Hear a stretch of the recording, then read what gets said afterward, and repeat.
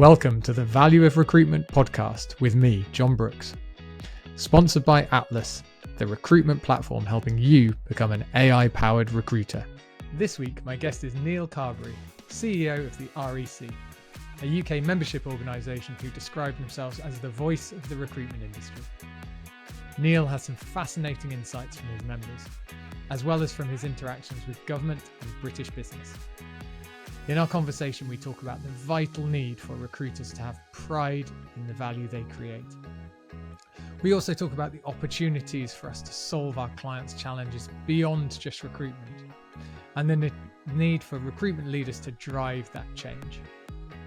Neil shares some really encouraging data on why recruitment services will be more valued in the future and could even lead to higher margins for UK recruitment businesses who adapt to a changing market. Enjoy the show. I hope you find it valuable. Neil, welcome to the podcast. Hi, John. Great to be here. Yeah, likewise. Great to have you here. I saw your talk recently at the Expo, and you had some really interesting things to say about the future of recruitment, the direction we're going, where we add value, and even where prices are going. So we'll get into all of that today. But we'll kick off with the big question. How valuable is recruitment in your eyes? Well, that's a fascinating question. And the simple answer to it is, well, it's worth about £40 billion of gross value added to the British economy. And once you take its downstream effects on growth into account, you're talking about a sector that is generating more than the law or accountancy as those two great pillars of the professional services sector for the British economy. Now, it rather depends on your conceptualization of the value of recruitment as to whether you see that as a process or whether it's something that's a driver of growth. My view, and the view of I think most of us in the industry, is that recruiters change lives. What we do is we open up growth opportunities for clients, for companies, and we open up career opportunities for workers. We build towards resolving that natural stitching together of what workers and companies want and need from each other. So it's a complex service-based role, which, if you do it less well, results in higher cost for the client, lower retention for the client, lower opportunity for the worker, and over time, obviously, that gap just gets wider and wider. So for me, recruitment is a 40 billion slice of Britain's world-leading professional services sector. It's an export good. You know, you see British recruiters out there. I was talking to Bev from Harvey Nash recently, and they had been out in New York with NASA doing an event. What a great way to raise the flag stateside for what we do as an industry.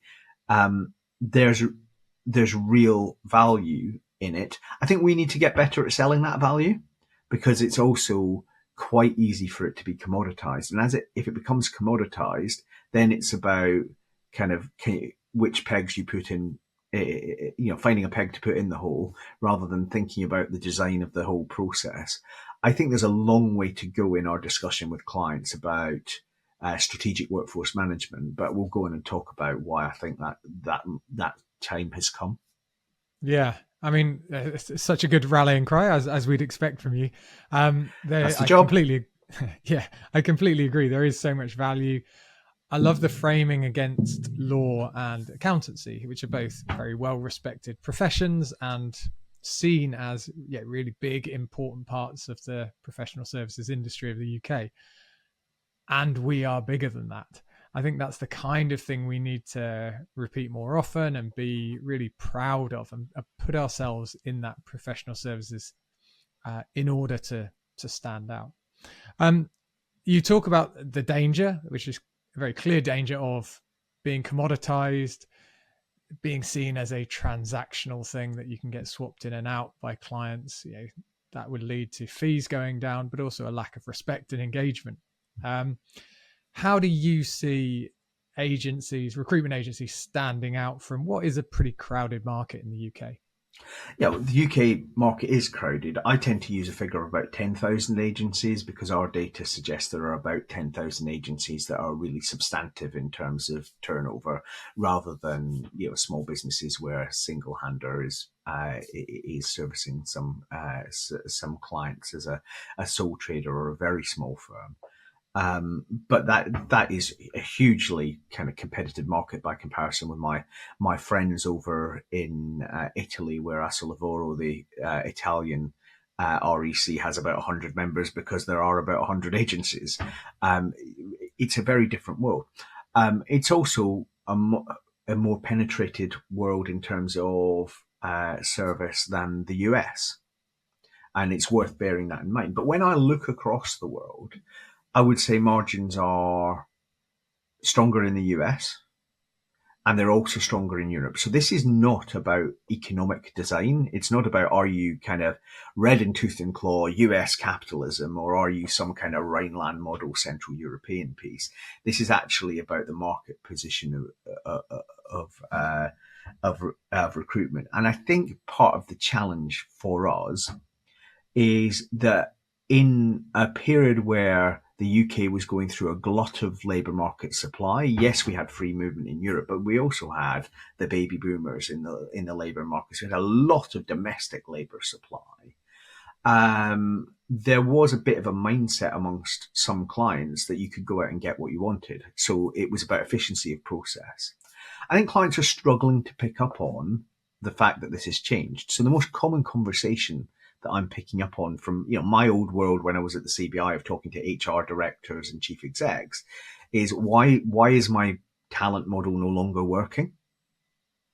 And great joy being at the REC is I can sit down with them going, well, you built a talent model based on the idea that labour is not a scarce commodity. Yeah.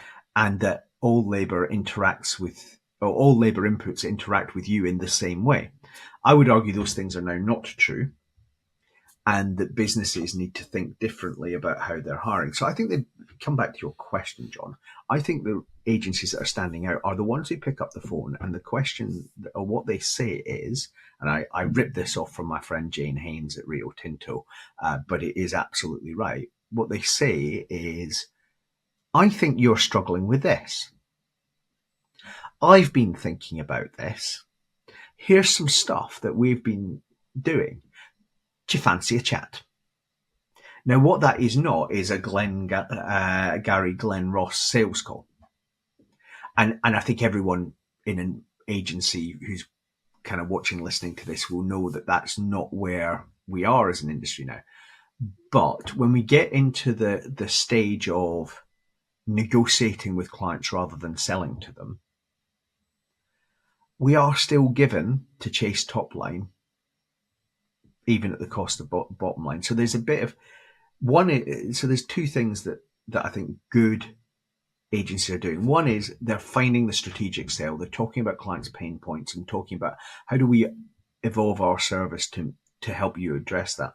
The second bit is that they're not just writing business for the sake of it. They are being more challenging in the negotiation with clients about what they should be doing.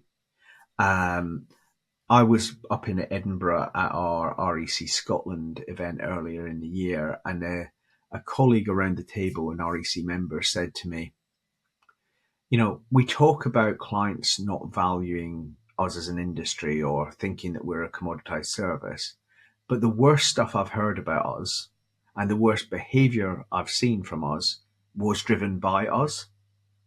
So take it back to where we started in kind of the clarion call for the sectors of professional service. I think also we have to behave with the pride and the belief in our product that sets us apart. So there's something about solving problems, members' problems I say I'm so focused on REC members when I talk about the people whose problems I want to solve. It's always our members that come to mind first. Solving clients' problems, where they are now, a bit more strategic. Pride in what we're doing, pride in our service, not work for the sake of work, but actually, how do we make sure what we do drops to the bottom line effectively? And then talking up the complexity of the British labour market. The domestic labour force has been getting smaller for almost a decade now.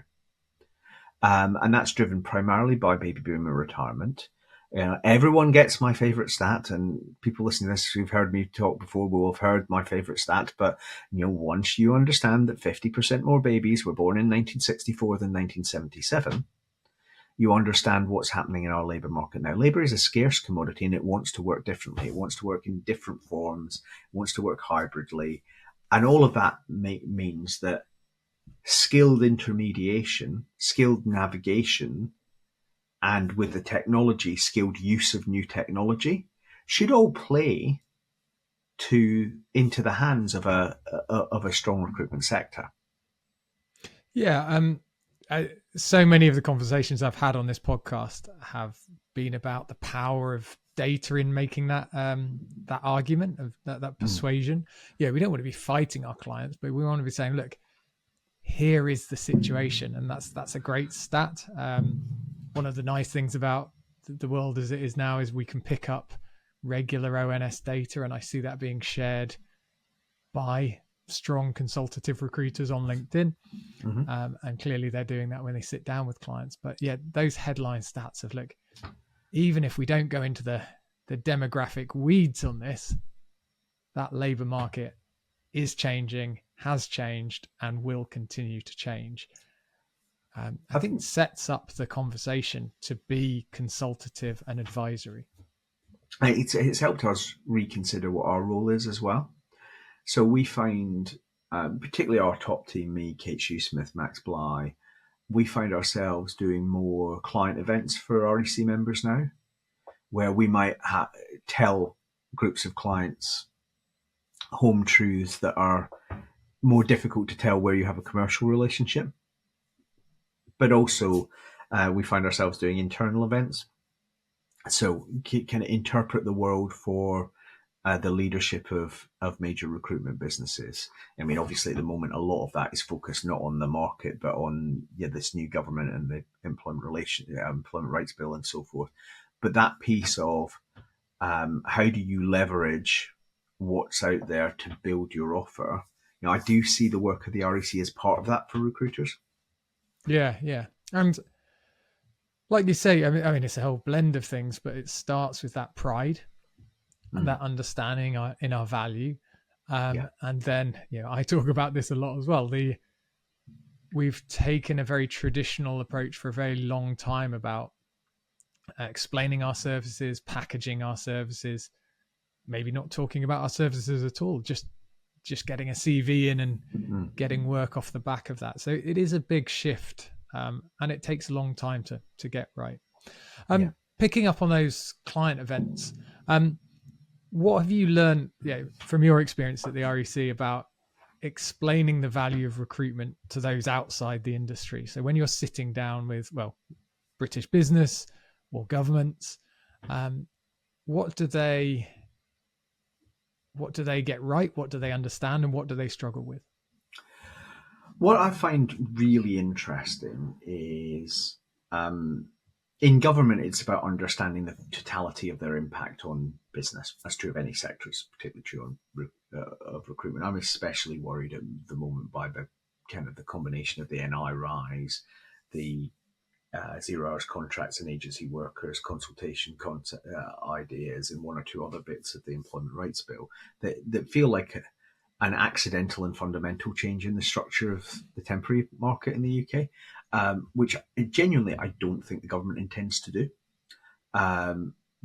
But there's a disconnect in large organisations between the strategic level and the operational level. And in government, it's kind of our job to fix that. And, being completely blunt, sometimes that involves civil servants who are working on the detail saying to us, please, can you go and tell the minister this because he's not listening to me, which is fine. That's the kind of relationship that we want to have. We're all focused on the best outcome for the United Kingdom. But in business, it's fascinating to sit around the table. I'm the incoming chair of the CBI's Sector Associations Committee. So I'm vice chair at the moment. We sit around the table with all the other sector associations, 150 of them from every part of the economy. And I remember sitting next to one maybe 9 months to a year ago, and we were talking about candidate shortage, skill shortage, inability to diversify the work base in the manufacturing sector. And so this chief exec was telling this story, and I was sitting next to them and thinking, yesterday I was talking to one of my members, and one of my members has just walked away, so pride behavior that we talked about earlier, from a contract with one of your members because that member of yours, who is complaining about not being able to get the people, decided to halve the margin. And at one level, you kind of get righteously indignant about that.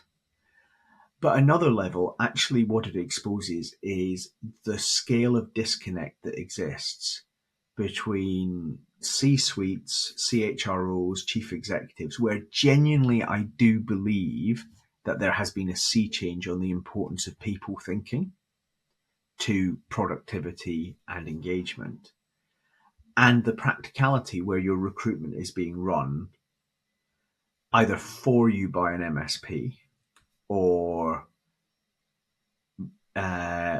by procurement people who specialize in hiring people like they buy paper clips and answer into a finance director, where the only measure is how flat have you squeezed it.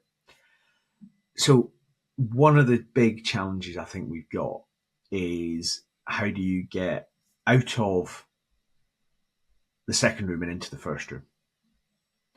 And the real risk to us is conceptualizing who our competitors are, because the first room is going to spend money thinking about talent. It is.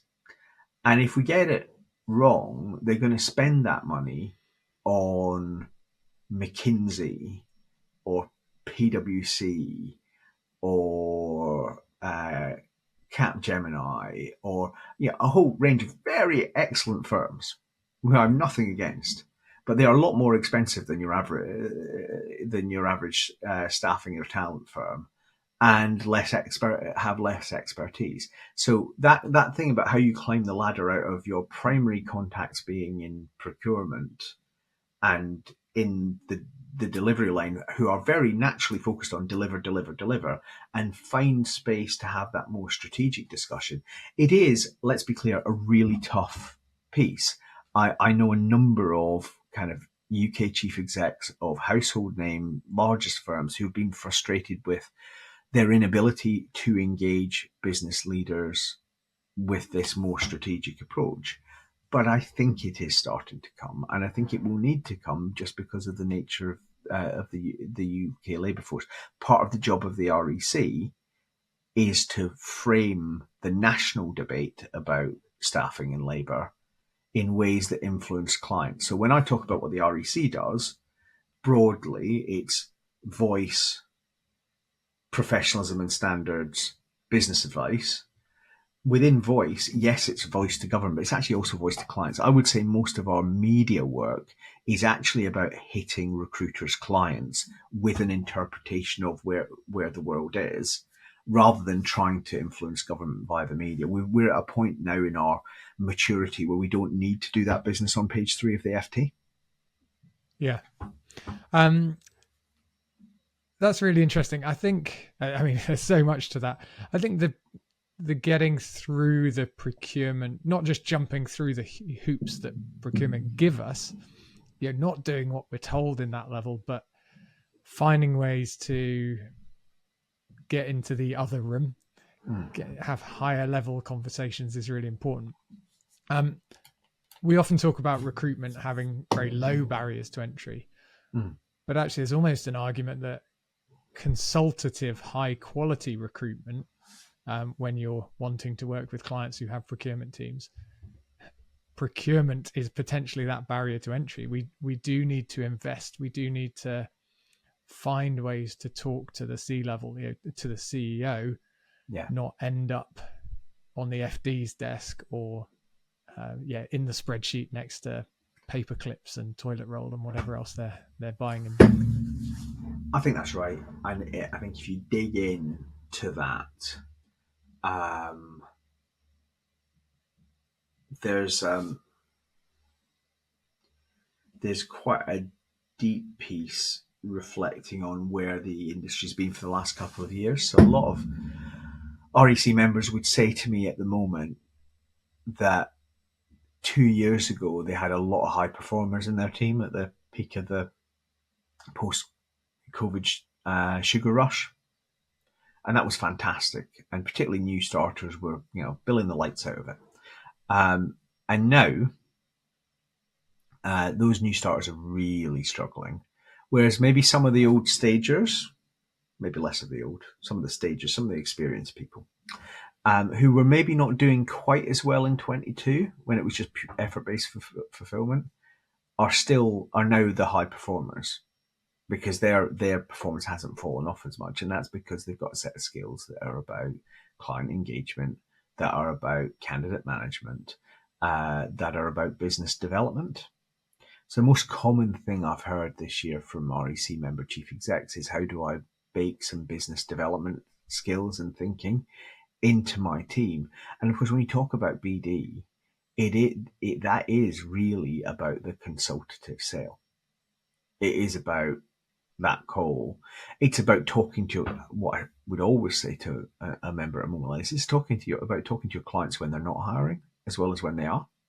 Yeah. And building those relations and so that when the moment comes, there's a great slide that was used in our recent business development masterclass, and I can't remember whether it was Wendy McDougall or Brad Shackleton that used it, but I think it's really telling, because it gives the lie to a lot of how I think some consultants think about selling, which is when you remember that most sales in recruitment happen after the fifth contact by the consultant, and that the call where the sale happens is usually from the customer to the consultant, not the other way around. You get a sense of what we're trying to maximize here, which is customer comfort with the idea that when they have something that they want to move on, they know you and will pick up the phone to you. Yeah, and that comes back, just to use an example we talked about, if you've sat down and explained to them some of the demographic changes, that doesn't immediately fill a role or pick up a vacancy for you, but it makes you much more likely to be the person when they do have a vacancy. They say, well, Neil really knows what he's talking about. I'm sure he can recruit well if he understands the demographic changes that are going on. Well, and I think there's also something there in terms of, if you look at the relative performance of recruitment agencies over the last 18 months, those with deep niche specialisms seem to be weathering things better, which is because they're able to talk about the market they're serving with great clarity. Everyone is talking about AI-powered recruiters, but what does that actually look like?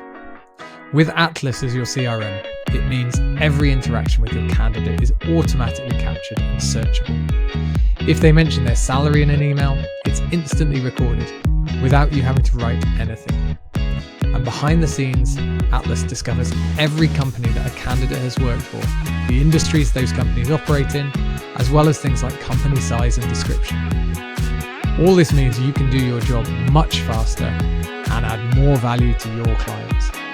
To learn more about Atlas, go to recruitwithatlas.com. So we've touched on a question that I ask a lot, which is, how do we make more recruitment more valued by our clients? I ask this to most people on the podcast, and many people say, well, maybe some kind of regulation, maybe a higher barrier to entry would be a good idea. You seem uniquely placed to tell us about, well, what would regulation look like? Talk us through, paint that picture and the pros and cons of that as an answer. So I'm going to start by ceremonially placing myself on the fence when it comes to the issue of licensing. The REC's position on licensing is designed by members, and the majority of members don't favour licensing at the moment. Basically on the premise that, of the reasons that licensing was done away with back in the 90s, which is whether its effectiveness, whether it is just a cost barrier and its effectiveness is actually limited. There are, let's be clear, decent slice, a sizable minority of REC members who would favour a licensing approach, and we need to be aware of both of those when we work together. I'd make two observations basically about barriers to entry. The first is that government will always move slower than the market. And you can see that in, for instance, the reason we're having a massive discussion about 0 hours now is the growth of 0 hours contracts in the early part of the last decade, which was driven by rapid rises in the minimum wage and some employers trying to find a way around that by getting much more precise on what hours I'm going to pay you for and what hours I'm not. So a big challenge for any government implementing a regime that raises barriers to entry is how much stays within that regime and how much moves outside that regime. And we see that now, actually. The Employment Agencies Act 1973 is really clear on what an employment business is. I occasionally get on the tube and I see an advert for one of these platform-based sites that is obviously an employment business. I mean, Matthew Hancock, when he was at the Department of Health, used to occasionally wave ones around that were working for doctors and nursing staff. And you go, they're not doing any of the checks that agencies do, but they're patently employment businesses under the terms of the Act. So my first argument is I would much rather ensure compliance with the laws that we have now and use that as a barrier to entry than create a new barrier to entry where the compliant face further costs and there are still gaps around the edges. So that's the first bit in the concept of the Fair Work Agency the government's heading for. That feels to me to be super important. The second point then is how, if you did have some form of regulatory regime, how would you work it and how would clients trust it? My broad view is that you're always at risk of creating something that becomes a kind of a more than the sum of its parts, rather than something that effectively guarantees a certain set of behaviours. I'm much more given to the idea that what you should do is have a really clear floor of the law and enforce it really well, part one, and then have a really clear code of conduct, whether it's ours or APSCO's or anyone else, about how business is done and really market and advertise that. You know, one of the things we want to do at the REC is be really clear with the wider labour market that if you're working with an REC member and it doesn't go well, there are pathways for you to take your complaint forward. I'm just a little sceptical of whether a government initiative on something like licensing would be anything other than another process for agencies to go through, because I don't think the problem is knowing that the agencies exist and checking their compliance at day one. It's later behaviour and how you catch that. I think our problem is enforcement, not barriers to entry. Yeah. Okay. I think a lot, as you say, a lot of your members and I think a lot of recruiters listening would probably agree with that. We don't want more red tape. To go down a similar route, is it that we need I think you to some level give a quality mark. You've talked about that. You want your members' clients to know they have recourse if there's a problem. Yep. Have you thought about a level beyond that, which is actually helping clients, hiring businesses, see the quality of an agency? Now, that's not an easy question, but what are your thoughts on that and your actions? Yeah, I mean, ultimately we're all capitalists, so we want buyers to have choice over what they do rather than to trammel that choice. We do two things at the moment. One, if you're an REC member, you display the REC member logo, you will have passed the compliance test. The compliance test is a regular check-in on your process. It's done by in an exam format by the REC member, and it's checked every couple of years. We're currently looking at, well, how do you make sure that it's not just one person in the business who's in charge of the policies who's getting that right? How do you spread that knowledge more widely? And in next year's round, I think the standards team are looking about how we can support members to use the moment of the test to set out some standards. So that's pillar one. That gets you through the door as an REC member, gets you onto the directory. You are then committing to the principles of the code of conduct. Part two then is, well, we have an audited standard, which is quite widely used in education, but where there is a necessity either to be on the framework or to demonstrate regard for safeguarding and so forth. It is less widely used outside of the public services, but it's there for firms who want to set themselves apart. But linked to that, I think there's more for us to do to kind of sell what it means to be a member of the REC to the client side. And that's something we're looking at doing more of next year, where we should want to be able to say to policymakers, we're not just passively checking compliance, we're actively driving compliance. And that feels important. And one of the things I did last year was create our first chief standards officer, for the purpose to have separating out from kind of other voices of the REC, me or Deputy Chief Executive Kate Shoesmith, when we're always going to talk in public in defence of the industry. Actually, one of the great joys of having Lorraine Larry as our Chief Standards Officer is Lorraine is there to wag the finger at members.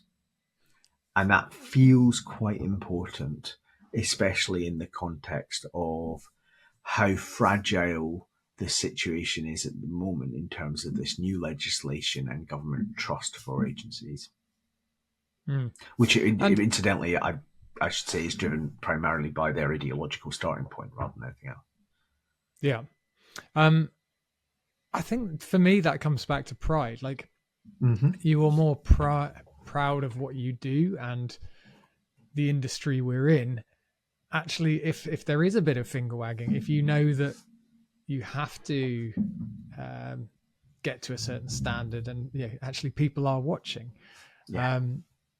If you know that you have to adhere to that, but also other people have to adhere to that, you say, we're doing that. And obviously in the law and in accounting, which we've compared ourselves to, they have various ways of, you have to pass certain tests, and so that probably adds some pride to it. There's something here about qualification as well. So I think there is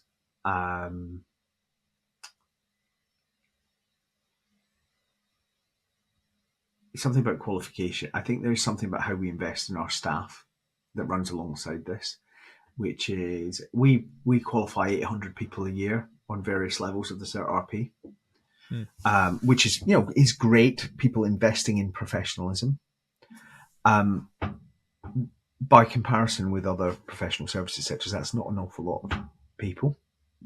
So there is something about how do we invest in a structured way in people, and I kind of get that a lot of training and recruitment needs to be bite-sized, the nature of the job. So we're just about to launch a big new learner system inside the membership so that all of our corporate members have access to bite-sized learning. But it is also about kind of committing to things like the CERT-RP. And that doesn't mean you have to do the CERT-RP through the REC. There's lots of centres where you can do the CERT-RP. But the idea that there is a kind of a quality and standards base to what we do feels quite important, especially at entry level. Yeah. And it's a challenge for a business owner. Especially if it's 2021, 2022. Do you say, let's get people in? We've got a proven process. We've got a pipeline that we can plug people into and they will make money. Or is it a more patient approach of saying, look, we want to bring people through? And I think the bite-size approach probably helps with that. You can get people. That's our thinking. Yeah, and that piece around it's a heavy cash flow sector. You've got to make your money. You've got to make your numbers this week and this month, and sometimes that pulls against the idea of your apprentice going to college on a Friday. So we shouldn't discount that, particularly in an enterprise sector like recruitment. Some of this requires some real gumption in leadership from recruitment leaders, and we should celebrate where that happens. It's one of the things I always enjoy with our awards is where we can show stories of leaders who have set a direction and persisted with it because it is building the business they want, even though the short to medium term was a notch or two tougher because of it. Yeah. And in reality, if all you do is think short term, the long term is actually very hard to deliver. Exactly. It is that roller coaster that we always talk about. And you look at the best advisors in the industry, and they all talk about kind of how do you build passive revenue, how do you build residual revenue. All of that requires the kind of depth of relationships that we're talking about on this. Yeah. So we've talked about some of the current stuff, some of the changes that are happening at the moment. Looking further into the future, how do you think recruiters will offer value to clients? So we live in a world, perhaps not a world, but we certainly live on a continent in the UK and to a certain extent in the US, although the picture is different, where labour supply will be tighter over the next 40 years than it's been at any time in the past 50. That is happening at the same time where kind of the skills needs will be dislocated in an entirely new way with the kind of advent of AI, with kind of different calls on people's time. So there's a whole piece here around the fundamentals actually looking quite good for businesses who are engaged in understanding, planning, and delivering talent. And I deliberately chose those words. There are one or two leaders in our sector who really don't like the word recruitment. There are rather more leaders of large businesses who no longer talk about their business as primarily a recruitment business. Now, some of this is semantics. They still do recruitment. But it's actually about kind of subtly adjusting our place at the table. So going back to that kind of how do you get into that first room argument, there's something here about in terms of how we conceptualize ourselves, because actually what we're going for is how are we helping you manage the talent demand that exists in your business when you are under inflation pressure. Cost of capital is higher than it was for the decade before 2022. There's a whole piece here about helping firms navigate different times, and I think the business that understands that it will be more, if it invests correctly, it will be more expert in using new technology for recruitment than its clients. Yeah. If it invests well, it will understand the pressure points on client businesses better than the clients do themselves. I'll give you an example of that. One of my colleagues spoke at a client event for one of our major members this week, and the clients were nowhere near where they needed to be on the potential impact of the Employment Rights Bill. So the REC's role in that room was to kind of talk to those clients about what reality is. But you kind of, how do we use our depth of understanding and our ability to use the technology as specialists to carve that advisory space. And so much of it comes down to consultant and business leader skill. So that would be the third thing that I would focus on. And it's actually why we're not walking away from kind of the professional development piece.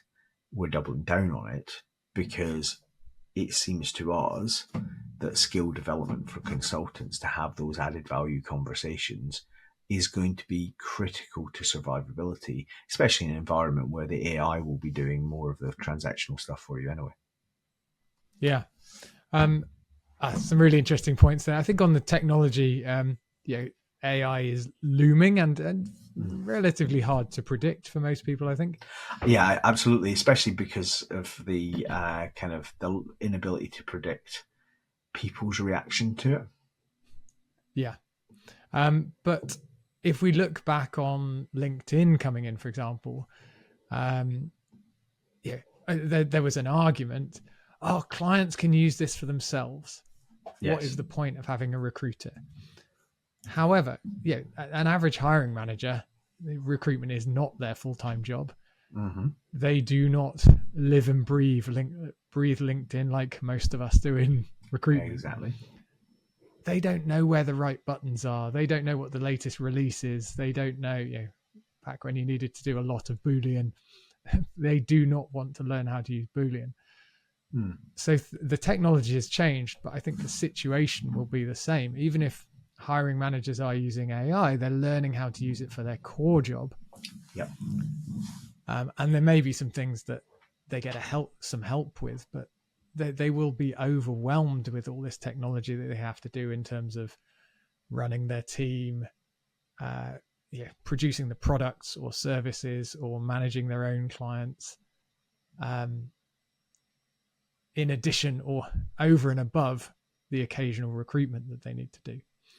So if they want an expert in the technology, that feels like that will be us.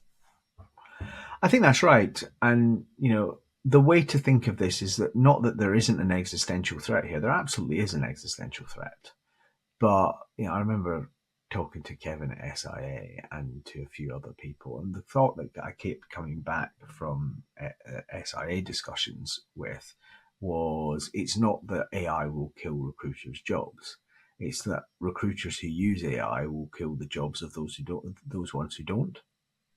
So a lot of it is not about kind of existential threat, it's about transitional threat.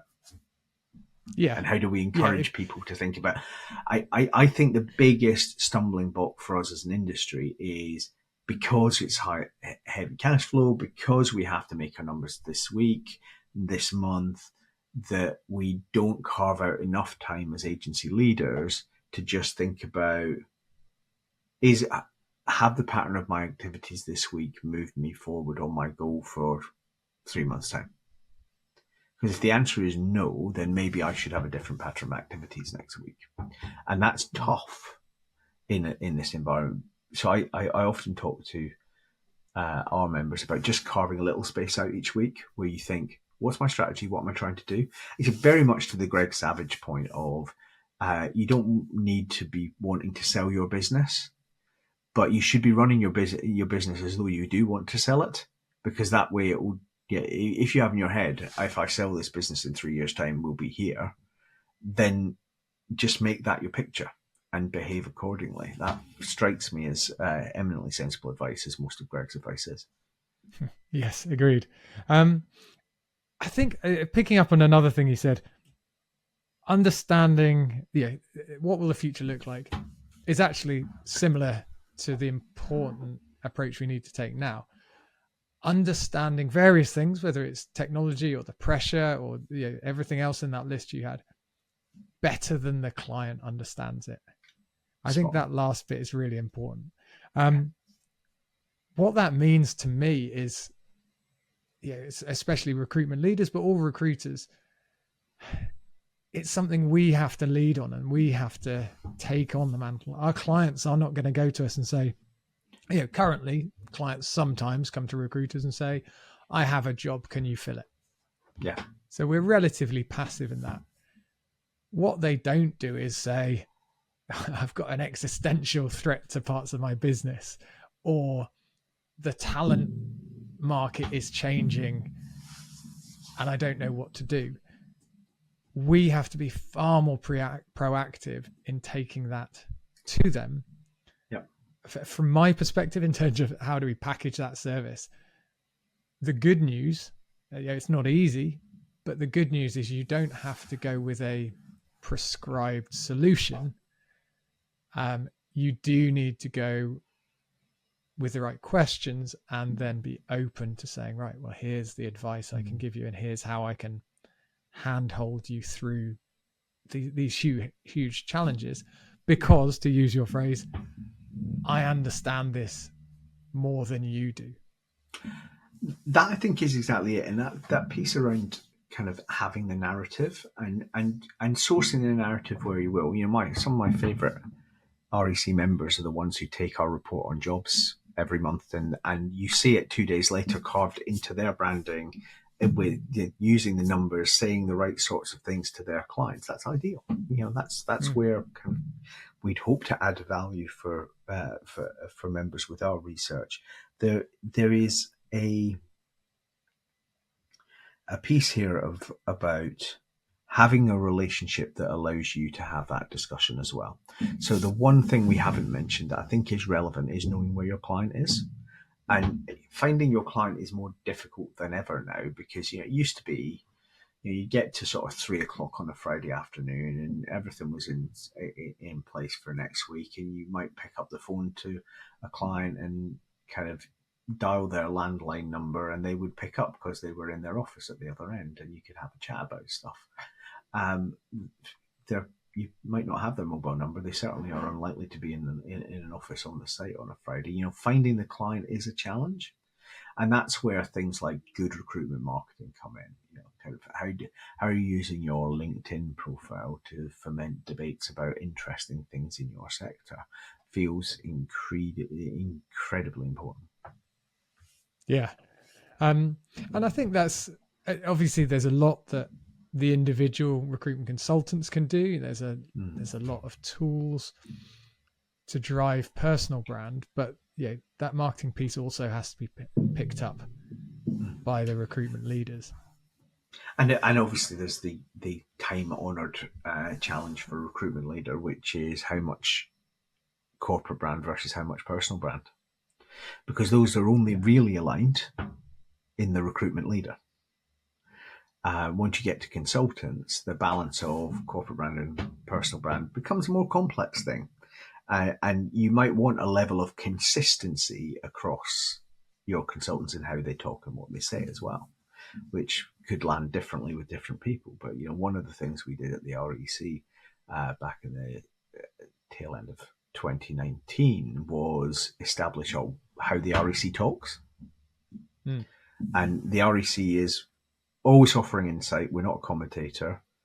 We always try to be engaging, and we try and sound as much as possible like the industry. There was a bit of a risk pre-19 that we occasionally sounded quite academic. And I think, what is the right voice for us as a trade association is not the same as what the right voice for recruitment businesses.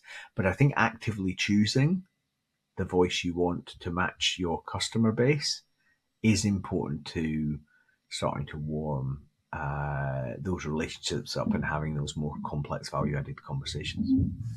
Yeah. So even whether that's a tone of voice piece or whatever, but if you say, we know that our consultants are going to sit in front of our clients or even online be in front of clients, and they are going to sound consultative.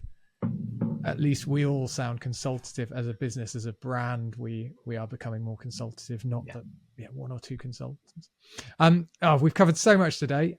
We'll wrap up with a question on pricing. Now, I've heard you say you think there are opportunities for margin to increase, and I think you mentioned some of those factors, but just leave us on hopefully an exciting, positive note around where you see margins in recruitment going. So let's be clear, margins in the UK are thinner than almost everywhere else. And part of that is tight competition, but it's not just competition. It's the business that we're prepared to write. There are other pressures on margin coming down the track. The national insurance changes in the budget at the end of October. Clearly that foments a discussion about just how much pass-through will happen with clients. In every other country in the world, there wouldn't be that discussion. The pass-through would just happen. It's a legislative cost. So we have found over years ways in Britain of finding the additional margin we need around the edges. I think that's starting to come to an end with some of the way things are regulating, changes to NI and so forth. We have to be we have to be willing to charge the price that we are willing to charge and willing to negotiate it, not just to go to the point that that the client is willing to pay. For me, the reason why this is the inflection point is labour supply and the complexity of the skills needs. It feels increasingly unlikely that we will be in a world anytime soon where labour supply in areas where British business and public sector employers are short of capacity is fat enough to justify prices to be falling. So the question then becomes, how do we make the argument to deliver at true cost and help clients understand, and this is where the REC's Aim Higher campaign this year came in, the difference between value and price. And it's that disconnect point again. If you want the EDI and the outreach, if you want the really great candidate journey that embeds someone you really want really well into your organization, that does not come at tiny margins. It doesn't come at, let's throw this job description out to 10 companies on contingency. It comes in kind of, what's your offer to me if I'm going to put real time into this as a consultant? And it comes down to firms being willing to walk away where the numbers aren't right. And I saw more of a trend of that in 22 starting to take off. Clearly the last 18 months or so have been more challenging, and no one would fail to forgive a recruitment business owner for doing the things that keeps the business on the straight and narrow at a time like this. We just need not to lose that idea that if I'm making nothing from doing this work, what am I achieving? Yeah, especially as I am setting reference prices. If you look at things like MSPs, what often happens is you get a price that goes in at bargain basement that wins it. It then doesn't deliver because it can't deliver. It then gets let out because the provider gets sacked. And the client is looking for the service levels, but has a reference price now in their head. And we have to just be really bold about kind of what value looks like and why you should pay for value, the cost of a bad hire and all of that. The REC is very much behind providing data that supports that and gets the point, and it's a point I know you make, John, which is once you know that a client wants something from you and they know that you can do it, that is a negotiation. The question is, your goal is not just to get them to give you the job, it's to get them to give you the job at a rate where you get a decent return for your efforts. And I think it comes right back to this pride point on pricing, we all have to be willing to walk away from the table. Yeah, pride, we've talked about so much, but that pride seems to go through everything. And yeah, as you say, there's an opportunity to, based on the demographic realities, it seems there's an opportunity to start raising margins. In order to justify that premium, we need to understand our value and be proud of what we can achieve. So a very nice note to end it on. I hope everyone's excited for the future. Even though there is so much change going on, but we can be partners to our clients in that change, alongside solving their talent challenges. Neil, thank you again for joining us. It's been fascinating. Absolute pleasure, John. And really helpful, I'm sure, for everyone who's listening. Thanks again to Neil for sharing his unique insights on our industry. 3 things stood out for me. First, his call to arms about having pride in the work we do and the value we create for our clients. Secondly, Neil's point that we need to understand the drivers and challenges of recruiting better than our clients do.